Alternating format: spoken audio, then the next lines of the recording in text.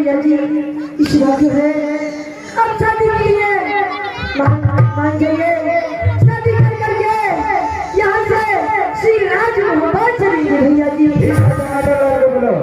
टमाटर इस वक्त जो है तो लड़की के लिए और सीधी छोटा लगाने में शादी कर रहा है लड़की लगा पड़ता है शादी की तैयारी करना पड़ता है क्यों नहीं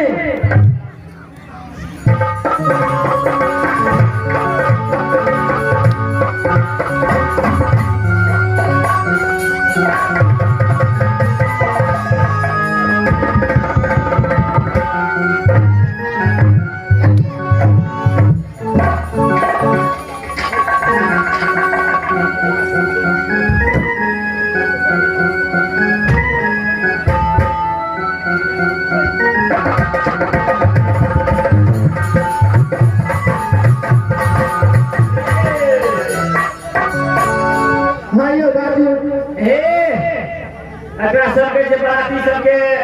पूरे दल निरादर करे छे अनादर कोरे सब करे छे अच्छा लोग के बियाह करा दियो बेटा की कर दियो ठीक है जल्दबाजी में करा दियो बहुत लेट हो गई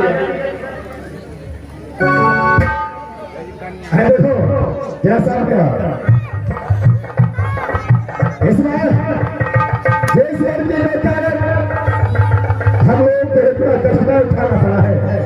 जरा उस लड़की का सूरत तो दिखा ठीक है मैं दिखा रही हूँ देखा देखा अरे इसमें भाभी को सकल देख ले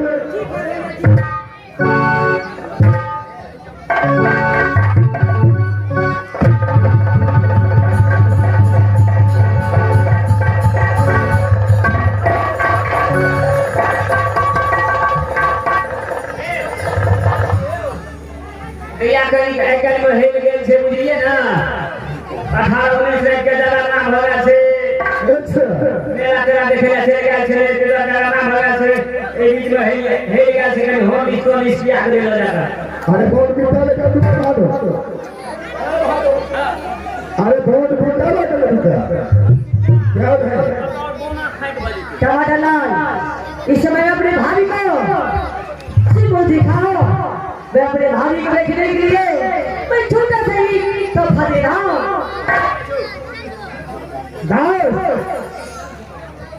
ऐसी लड़की का सूरत कैसे रुपया ऐसी भारत में ऐसा सूरत किसी को नहीं है अरे 100 रुपया सब रुपया बात जब मोहब्बत आएगा इसके बाद जो देखा देख लेगा बोलो बस लड़की का सूरत देख लेगा रचा नचू भैया सारा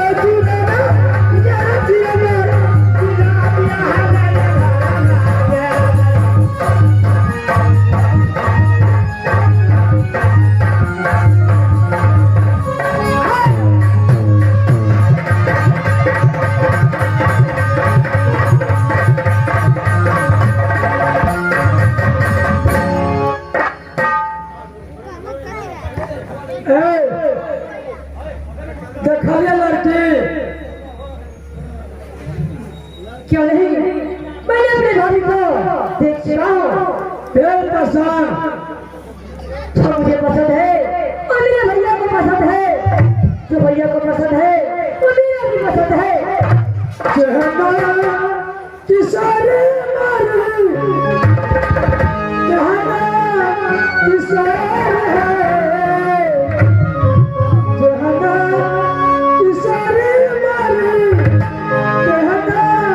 किसारे है। अपना लगाला चोरी, गिरदना लगाला चोरी, क्या बेजार है।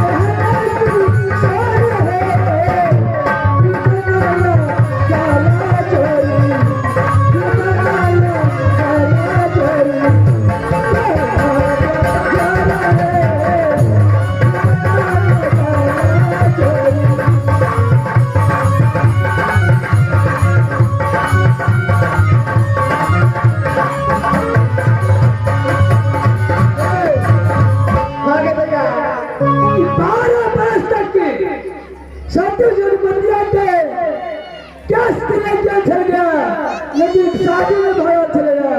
लेकिन आज झूठा कर धन भाग गए।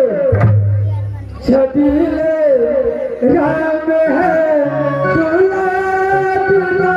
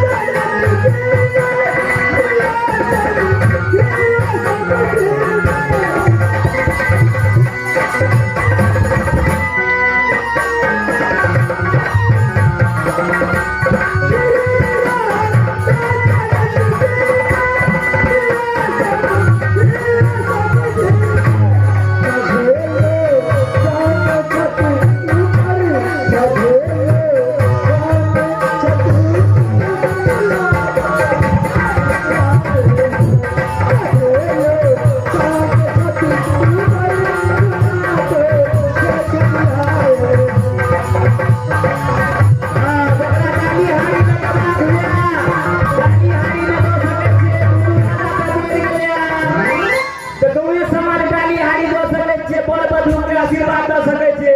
ए भालो सिया राम सन दुल्हा आ सिया जानकी सन दुल्हीन आए कठवा नवरी धन्य वाला क्या घंटे ऐसा होता है सिया राम सन दुल्हा अच्छा सिया जानकी सन दुल्हीन अच्छा आए मिथिला नगरी धन्य वाला अच्छा मेरे भालो ए भालो अरे इस समय सब कुछ हो गया चले से विदाई करो क्या है नाम भारी को और सब बात कर देखो गाड़ी हाड़ी से अपना गलवा में जाए के आती लोग का गाड़ी मारसा मार्शल होता है मार्शल होता है भालो अरे मार्शल खाता है इसको तीन गो गाड़ी लाओ सर अरे लेकर के आओ भालो क्या है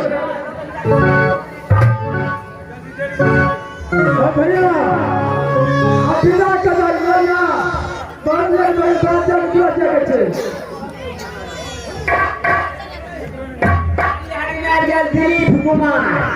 दिलीप कुमार के तरफ से गाड़ीहारी में 11 रुपया मिला था बाल बच्चा के सब भगवान रक्षा करे धन संपत्ति बढ़े गाड़ी में जमा हुआ से सब हाथ हुआ